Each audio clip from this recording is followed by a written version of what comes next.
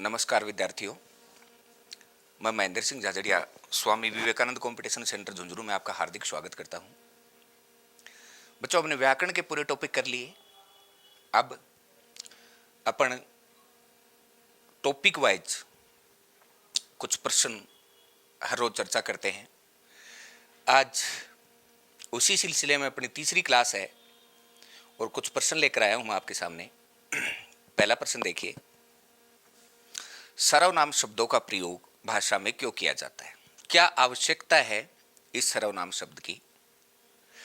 विकल्प देखिए, वाक्य को सुंदर बनाने के लिए, वाक्य को छोटा करने के लिए, अर्थ ग्रहण करने के लिए, या पुनरुक्ति दोष रोकने के लिए। इसका सही विकल्प है पुनरुक्ति दोष को रोकने के लिए। इसका कारण बताऊं मैं आपको। जैसे अपन एक वाक्य लेते हैं, रामू बाजार गया और रामू सब्जी लाया। रामू व्यक्तिवाचक संज्ञा है, यहां भी ये रामू ही है, ये भी व्यक्तिवाचक संज्ञा है। इस वाक्य को यदि अपन यूं करते कि रामू बाजार गया और वह, यानी रामू को हटाकर अपन क्या करते, वह, है ना, सब्जी लाया। रामू बाजार गया और रामू सब्जी लाया की बजाय इस वाक्य को सही कैसे किया जाएगा? रामू बाजार गया और वह सब्जी लाया। यानी किसी भी संज्ञा की आवर्ती को रोकने के लिए सर्वनाम शब्दों का प्रयोग किया जाता है। क्या महत्व है? अगर ये प्रश्न होता तो भी यही बात है, यानी पुनरुक्ति संज्ञा की आवर्ती ना हो, उसको बार बार ना कहना पड़े। इस दोष के निवारण के लिए संज्ञा के स्थान पर क्या आते हैं? सर्वनाम शब्दों का प्रयोग किया जाता है। यदि हम ये कहते कि वह बाजार गया और वह सब्जी लाया, तो ये वाक्य सटीक नहीं था। एक बार संज्ञा का प्रयोग करो, दूसरी बार संज्ञा के स्थान पर सर्वनाम शब्द आता है। तो इसका सही उत्तर हो गया पुनरुक्ति दोष को रोकने के लिए। दूसरा प्रश्न देखिए, आप कहां तक पढ़े हैं? आप कहां तक पढ़े हैं, इसमें रेखांकित शब्द में सर्वनाम बताना है। देखो, ये आप एक ऐसा सर्वनाम शब्द है जो पुरुषवाचक भी है और निजवाचक भी। दोबारा सुनिए इस बात को, आप एक ऐसा सर्वनाम शब्द है जो पुरुषवाचक भी है और निजवाचक भी। यदि आप शब्द का प्रयोग वक्ता श्रोता के लिए करता है तब तो वो पुरुषवाचक है। जैसे मैं ये कहूं कि आप रहने दें, मेरा काम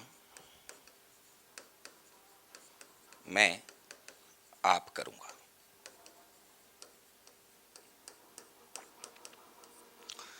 आप रहने दें, ये यहां पर पुरुषवाचक सर्वनाम है, और मेरा काम मैं आप करूंगा, अब ये निजवाचक सर्वनाम है। कहने का मतलब क्या है कि यदि वक्ता श्रोता के लिए आप शब्द का इस्तेमाल करता है तो है वो पुरुषवाचक, और यदि वक्ता स्वयं के लिए आप शब्द का प्रयोग कर रहा, खुद के लिए आप शब्द का इस्तेमाल कर रहा है, तब वो बनता है निजवाचक सर्वनाम। अब इसके विकल्प देखिए। पुरुषवाचक सर्वनाम के भी तीन पार्ट हैं। एक तो अन्य पुरुष होता है, यानी प्रथम पुरुष, मध्यम पुरुष और उत्तम पुरुष। मध्यम पुरुष का जो बहुवचन होता है उसके लिए हम इस्तेमाल करते हैं। एक वचन में होता है तू, बहुवचन में होता है तुम या तुम सब, या फिर इसको आप। यानी इस विकल्प की दृष्टि से यदि प्रश्न बना है कि आप कहां तक पढ़े हैं, रेखांकित शब्द में कौन सा सर्वनाम है, तो इसका सही उत्तर क्या होगा? मध्यम पुरुष का बहुवचन। यानी इस विकल्प की दृष्टि से ये, हाँ, यदि वाक्य ऐसा होता और इसको रेखांकित कर दिया जाता, अब इसका उत्तर क्या होता? निजवाचक सर्वनाम। लेकिन यहां आपका ये जो आप शब्द है ये मध्यम पुरुष में आता है और पुरुषवाचक सर्वनाम है। तीसरा प्रश्न देखिए, जो आया है सो जाएगा, जो आया है सो जाएगा, यहां इस रेखांकित पद में कौन सा सर्वनाम है? जब अपन ने ये टॉपिक पढ़ा था उस समय मैं आपको बता रहा था कि इन शब्दों का यदि हम प्रयोग करते हैं संबंधवाचक का, तो आपको यही पहचान लिखाई थी मैंने। ऐसा कोई भी सर्वनाम शब्द जिसकी शुरुआत जय वर्ण से हो जाए उसको क्या कहा जाता है? संबंधवाचक सर्वनाम। यानी यहां हम क्या करते हैं, जो, जिसे, जिन्हें, जहां, जब, जिधर, जैसा, जैसी, जैसे, जिसने, जिसको, जिससे, जिसके लिए, जिसका, जिसकी, जिसके, जिसमें, जिस पर, जिन्होंने, जिनको, जिनसे, जिनके लिए, जिनका, जिनकी, जिनके, जिनमें, जिन पर। यानी जय वर्ण से शुरू होने वाला क्या होता है, संबंधवाचक सर्वनाम। अब ये देखिए, सह संबंधवाचक सर्वनाम क्या था, संबंधवाचक के साथ आने वाला सर्वनाम क्या होता है, सह संबंधवाचक सर्वनाम। ये सर्वनाम का भेद नहीं है, बल्कि संबंधवाचक सर्वनाम के साथ ये मिश्र वाक्य बनाता है हमेशा। मिश्र वाक्य में जो संबंधवाचक सर्वनाम के साथ दूसरे आश्रित उपवाक्य की शुरुआत कर रहा है, वो क्या होता है, सह संबंधवाचक सर्वनाम। निजवाचक में तीन ही शब्द हैं, स्वयं, खुद और आप। यदि संज्ञा स्वयं के बारे में, खुद के बारे में, अपने आप के बारे में कुछ व्यक्त कर रहा है तो फिर वो निजवाचक होता है। पुरुषवाचक क्या था, किसी भी व्यक्ति विशिष्ट का बोध कराने वाला शब्द पुरुषवाचक होता है। ये तीन थे, प्रथम पुरुष, मध्यम पुरुष और उत्तम पुरुष। तो कहने का मतलब इस प्रश्न का सही उत्तर क्या है, संबंधवाचक सर्वनाम। जो संबंधवाचक सर्वनाम है और सो यहां पर सह संबंधवाचक सर्वनाम है। चौथा प्रश्न देखिए, उन्हें कुछ देकर विदा करो, रेखांकित शब्द में कौन सा सर्वनाम है। उन्हें कुछ देकर विदा करो, रेखांकित पद में कौन सा सर्वनाम है। तो देखिए, कुछ पुरुषवाचक में तो क्या था, वह, वे, तू, तुम या आप, मैं और हम। निश्चयवाचक में था जो संज्ञा प्रत्यक्ष हटी है, यानी आंखों के सामने से यदि हमारे संज्ञा हटी है तो वो निश्चयवाचक सर्वनाम होता है। अनिश्चयवाचक यानी ऐसा सर्वनाम शब्द जो किसी संज्ञा के हटने का निश्चित बोध नहीं करा पाता। जैसे अपन ये कहें कि कोई गया, कोई आया है। अब हमें ये तो पता है कि आया है, लेकिन ये नहीं पता कि कौन आया है। तो इस स्थिति में यह क्या हो गया है, अनिश्चयवाचक सर्वनाम। तो कुछ देकर विदा करो, क्या देकर विदा करो ये हमें नहीं पता, कि कुछ देकर विदा करो, तो ये चीज कहां चली जाती है, अनिश्चयवाचक सर्वनाम में। तो इस प्रश्न का सही उत्तर है अनिश्चयवाचक सर्वनाम। अगला प्रश्न देखिए, चाय में कुछ दूध और डाल दो। पहले वाले प्रश्न में भी कुछ ही था, यहां भी कुछ ही है, लेकिन बदलाव हो गया है। यदि यहां वाली संज्ञा यानी अनिश्चयवाचक सर्वनाम के साथ यदि संज्ञा मौजूद है और उसको यदि गिना नहीं जा सकता, एक तो देखना, जैसे कुछ लड़के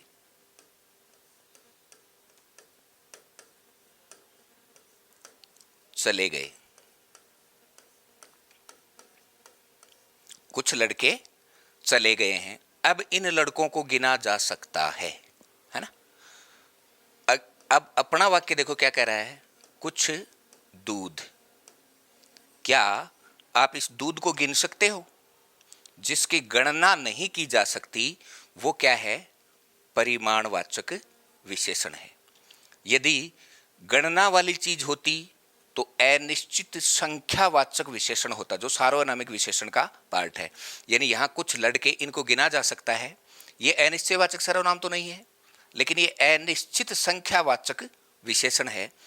अब यहां न गणना करने वाली जो चीज होती है, अपन कहते हैं कि चाय में कुछ चीनी और डाल दो। अब इस चीनी को अपन गिन नहीं सकते। अब ये कुछ भी क्या है, परिमाणवाचक विशेषण है। तो याद कैसे रखोगे, यदि कोई संज्ञा जिसको गिना न जा सके और उससे पहले अनिश्चयवाचक सर्वनाम का वाचक शब्द आ रहा हो तो फिर वो परिमाणवाचक विशेषण बन जाता है। अगला प्रश्न देखिए, दरवाजे पर कोई है। दरवाजे पर कोई है वाक्य में कौन सा सर्वनाम है, पुरुषवाचक, अनिश्चयवाचक, निजवाचक या संबंधवाचक। इसमें देखिए बार बार अपन यही बात कर रहे हैं ना कि वह, वे, तू, तुम, आप, मैं और हम, ये पुरुषवाचक है। अनिश्चयवाचक में अपन ने सीखा है कोई, कई, कुछ, सब, ये अनिश्चयवाचक सर्वनाम होते हैं। हम यहाँ अभी कर रहे थे कि कोई आया है, कोई गया है, कई चले गए हैं, कुछ और बाकी है, सब समाप्त हो गया है। कई बार ऐसे शब्द आ जाते हैं, किसी ने कहा था, है ना। तो ये तो पता है अपने को, कहा था, किसी ने कहा था। तो कोई, कई, कुछ, सब और किसी, ये सारे क्या होते हैं? अनिश्चयवाचक सर्वनाम होते हैं। निजवाचक सर्वनाम में अपन ने ये सीख लिया है कि स्वयं, खुद और आप, ये तीन इसके वाचक शब्द होते हैं। संबंधवाचक सर्वनाम हमेशा जय वर्ण से शुरू होता है, यानी जो, जिसे, जिन्हें, जहां, जब, जिधर, जैसा, जैसी, जैसे, जिसने, जिसको, जिससे, जिसके लिए, जिसका, जिसकी, जिसके, जिसमें, जिस पर, जिन्होंने, जिनको, जिनसे, जिनके लिए, जिनका, जिनकी, जिनमें, जिन पर, ये सारे के सारे संबंधवाचक सर्वनाम थे। अब देखिए इस प्रश्न का सही उत्तर कोई है ना, तो इनमें देखो ये अनिश्चयवाचक सर्वनाम होगा। कोई, कई, कुछ, सब। अगला प्रश्न देखिए,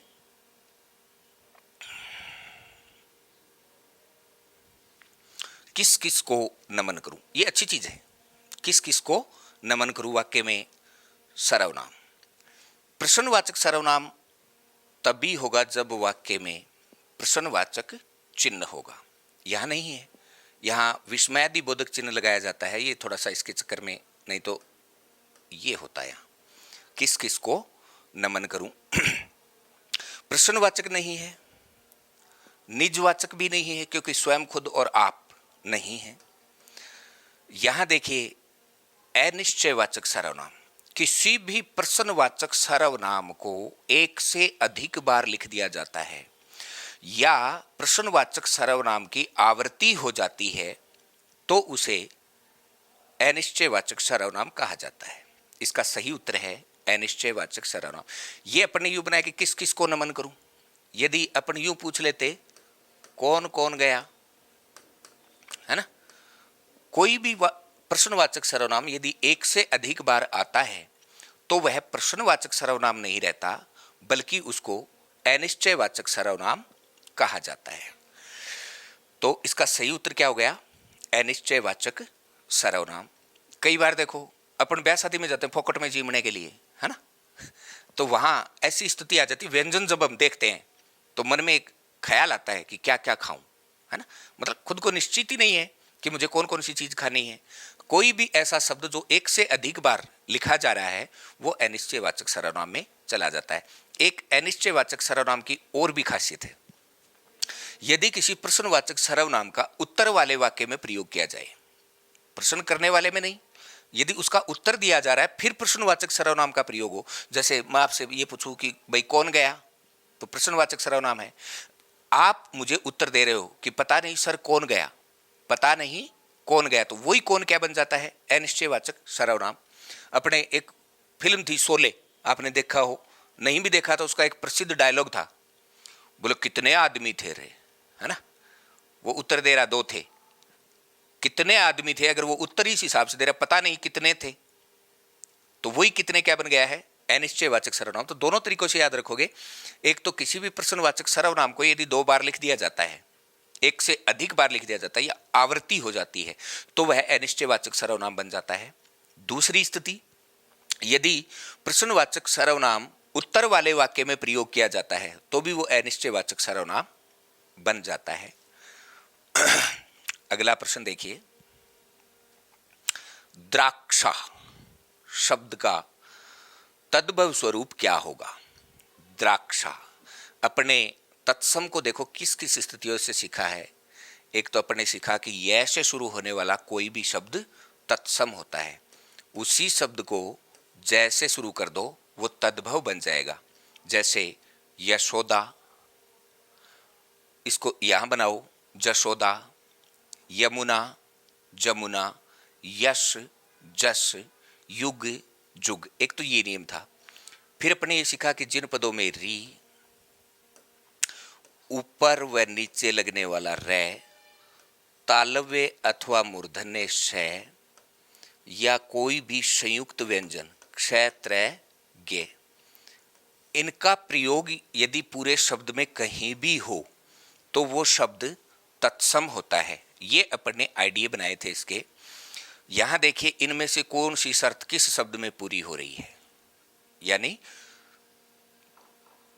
सभी अपने आप में यहां पर आकर के अटकती है बात। ये आ रहे हैं ना, है ना। ये तो नहीं है, इस नियम में नहीं है, इसका मतलब ये तत्सम नहीं है। ये भी नहीं है, इसका मतलब तत्सम तो ये भी नहीं है। दार भी नहीं है और द्राख भी नहीं है, क्योंकि ख ख वाली अगर तुलना करोगे ना तो वहां देखिए तत्सम शब्दों में क्या आ रहा है, क्ष आ रहा है ना। अब क्ष का प्रयोग ख के रूप में होता है, जैसे अपन यूं कहें साक्षी, है ना। अब ये शब्द तत्सम है, पर इसको यूं कह देते हो साखी, तो ये क्या बन जाएगा, तद्भव बन जाएगा। अब यहां से रे को हटाइए और सही उत्तर क्या हो जाएगा, दाख। वर्ग का जो पहला अक्षर होता है वो तत्सम को बनाता है, और दूसरा, चौथा और तीसरा ये तद्भव बनाते हैं। तो यहां द्राक्षा शब्द का तद्भव जो स्वरूप है वो दाख है। फिर देखिए अगला प्रश्न, कंधा का तत्सम क्या होगा। कद्रा शब्द नहीं है, कंधन भी इसका उत्तर नहीं है, इसका सही उत्तर है स्कंद। एक तो चीज अपन ने ये सीखी थी कि संयुक्त अक्षर का प्रयोग तत्सम में होता है ना, लेकिन वो शब्द सार्थक भी होना चाहिए। कक्ष शब्द सार्थक था, लेकिन कक्षु शब्द सार्थक नहीं है। कंधन शब्द भी सार्थक नहीं है, कद्रा भी सार्थक नहीं है, तो बच कौन गया, स्कंद। यानी कंधे शब्द का जो तत्सम स्वरूप होता है वो स्कंद है। अपना अगला प्रश्न देखिए, बूट किस वर्ग का शब्द है, तत्सम, तद्भव, देशज या विदेशी। मैं जब ये टॉपिक आपको सिखा रहा था तो मैं ये कह रहा था कि खाने पीने पहनने ओढ़ने से संबंधित वस्तुएं देशज शब्दों में गिनी जाती हैं, पर इसकी एक शर्त भी है, वो शब्द भारतीय संस्कृति का होना चाहिए। ये suit, boot, tie, belt, pant, shirt ये हमारे शब्द नहीं हैं, ये सारे ही शब्द विदेशी हैं। हमारे जो पहनावे हैं वो इस हिसाब के होते हैं कि धोती, कुर्ता, लहंगा, पीड़ा, पोमचा, चाड़का, रजाई, गुदड़ा, ये जो शब्द थे ये पहनावे वाले शब्द देशज थे। लेकिन ये बात मैं हर क्लास में और हर बार बताता हूं बच्चों को कि लॉर्ड मेकाले जब गवर्नर जनरल बनकर के भारत में आया था और वो भारत छोड़ के गया, तो जाने से पहले उसने एक पत्र लिखा था महारानी को। उसमें उसने कहा कि मैं भारत में आज एक ऐसी व्यवस्था स्थापित करके आ रहा हूं कि आने वाली भारतीय संततियां, आने वाली जो भारतीय संतानें हैं वो रंग रूप से भारतीय होंगे। बोले ओए मेरू गोरा तो को नहीं हुए, ये रंग रूप से तो भारतीय होंगे, लेकिन उनका खान पान, वेशभूषा, रहन सहन सब कुछ विदेशी होगा। आज हम जो पहनावा पहनते हैं ये हमारा है ही नहीं। एक बात और ध्यान रखना बच्चों, अपन ने अंग्रेजों से अंग्रेजी सीखी है, लेकिन उसका तालमेल हिंदी से होता ही नहीं है। मैं एक बार किसी स्कूल बस में बैठा था और देखो पहनावे का जिक्र, एक प्राइमरी का इंग्लिश मीडियम का बच्चा, और वो मेरे साथी अध्यापक को कह रहा है कि सर वो मेरी टी शर्ट खींचे, ये मेरी टी शर्ट खींच रहा है। अब सर भी विशुद्ध भारतीय संस्कृति के पोषक संस्कृत के सर थे। उन्होंने कहा, वो स्कूल ड्रेस में था बच्चा, तो उस बच्चे को सर ने कहा कि तूने टी शर्ट पहन तो नहीं रखी, कहां से खींच रहा है। अब यदि मैं आपसे प्रश्न करूं, आपने कभी किसी को टी शर्ट पहने देखा है क्या, है ना। अपन क्या समझते हैं कि ये जो नायलॉन से बनी हुई होती है वही टी शर्ट है ना। आज हम सब ने टी शर्ट पहन रखी है, आप अपनी बाजू को यूं कर दीजिए, यानी इसमें अगर कर्मधारय समास हो तो ये टी ऐसे ही तो लिखते हैं अंग्रेजी में, तो टी के आकार में है जो शर्ट उसे क्या कहते हैं, टी शर्ट। शब्द तो पहनावे का है, लेकिन फिर भी ये तत्सम नहीं है, तद्भव भी नहीं है, देशज भी नहीं है, ये शब्द ही क्या है, विदेशी है। तो यहाँ आपका ये जो बूट शब्द है वो न तो तत्सम है, न तद्भव है, न देशज है। इसका सही उत्तर क्या है, विदेशी है। तत्सम का मतलब था कि संस्कृत का शब्द जब बिना किसी रूप परिवर्तन के जैसा वो संस्कृत में था वैसा का वैसा अगर हिंदी में आता है तो उसको तत्सम कहते हैं। तद्भव संस्कृत का शब्द, भव का मतलब निर्माण किया हुआ होता है। संस्कृत का शब्द जब कुछ रूप परिवर्तन के साथ अगर हिंदी साहित्य में आता है तो वो तद्भव है। देशज के बारे में 3 बातें हैं। देखो यहां मैं विश्लेषण इसलिए कर रहा हूं कि ताकि साथ साथ आप समझ सको इस प्रक्रिया को। देशज का मतलब था कि इनका कोई इतिहास या स्रोत नहीं होता, अपने को नहीं पता कि ये शब्द कहां से आया। जैसे मैं ये कहूं कीड़ी, अपन कौन बेरो आ कीड़ी की जाऊं आई, अगर इन पहले दिन आप हवाई जहाज कहता तो आज हवाई जहाज ही कहता है ना। तो इनका कोई इतिहास या स्रोत नहीं होता देशज शब्दों का। इसका तो इतिहास है, कहां से आया, संस्कृत से। ये स्रोत है हमारे पास, ये कहां से आया, संस्कृत वाले का बिगड़ा हुआ स्वरूप है, लेकिन इसका नहीं पता कि ये कहां से आया। दूसरी बात क्या है, ये किसी क्षेत्रीय बोली के शब्द होते हैं, और क्षेत्रीय बोली के शब्द होते हैं इसलिए स्थान विशेष के अनुसार बदलते जाते हैं। अपने कल्चर की ये विशेषता है कि कोस कोस पर पानी बदले 4 कोस पर बाणी। प्रत्येक 3 किलोमीटर चलते हैं तो पानी का स्वाद बदल जाता है, और प्रत्येक 12 किलोमीटर चलते हैं तो लोगों की बोली बदल जाती है। अपन देखो ऐसे शब्द इस्तेमाल करते हैं, जैसे कुत्र तत्सम है, इसको तद्भव में कहाँ, है ना। फिर अपने घरों में इसको क्या कहते हैं, कठे। थोड़ा सा इधर जाओ, एक एड बाटीवाड़ छऊ छाव श्री शीतल बुगाला, ये जो बेल्ट है, शब्द को जी काट दी, किज्जा, यानी वो कठे किस में बदल गया, किज्जा। थोड़ा इधर किठाना से क्रॉस कर दो, पूरा हरियाणा वाला बेल्ट आग लगा छाती में बाठो सो लगा कितजास है। डुंडार क्षेत्र में जाओ आप, पूरा उदयपुर वाटी क्रॉस कर दो, फिर कोंडे जावच है, कंडे जावच है ना, कोड़े जावच है। अपने गंगानगर हनुमानगढ़ साइड में जाते तो यही शब्द बन जाता है, पंजाबी का असर हो जाता है, कित्थे जांदा, है ना। तो देशज शब्द क्या हुए, जिनका कोई इतिहास या स्रोत नहीं होता और किसी क्षेत्रीय बोली के शब्द होते हैं, पर उत्कृष्ट साहित्य में इनका प्रयोग नहीं होता। लोक साहित्य की जो रचनाएं हैं उनमें इनका प्रयोग होता है। जैसे सुंदरदास की रचनाओं में इस शब्द का इस्तेमाल किया है, बोलो सुंदर दुष्ट स्वभाव है ओ गुण देखे आई, जैसे कीड़ी महल में छिद्र ताकती आई, है ना।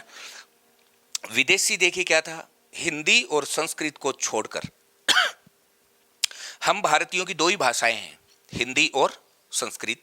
इन दोनों भाषाओं को छोड़कर, बात मैं बोली की नहीं कर रहा हूं, भाषा की कर रहा हूं, इन दोनों भाषाओं को छोड़कर अन्य किसी भी भाषा का शब्द अगर हमारी हिंदी में आया तो वो शब्द क्या कहलाएगा, अपने लिए विदेशी कहलाएगा। ये इन चारों की थ्योरी थी। अब यहाँ बूट शब्द विदेशी है। आज की प्रश्नोत्तरी में इतना ही, बाकी की चर्चा अपन अगली क्लास में करेंगे।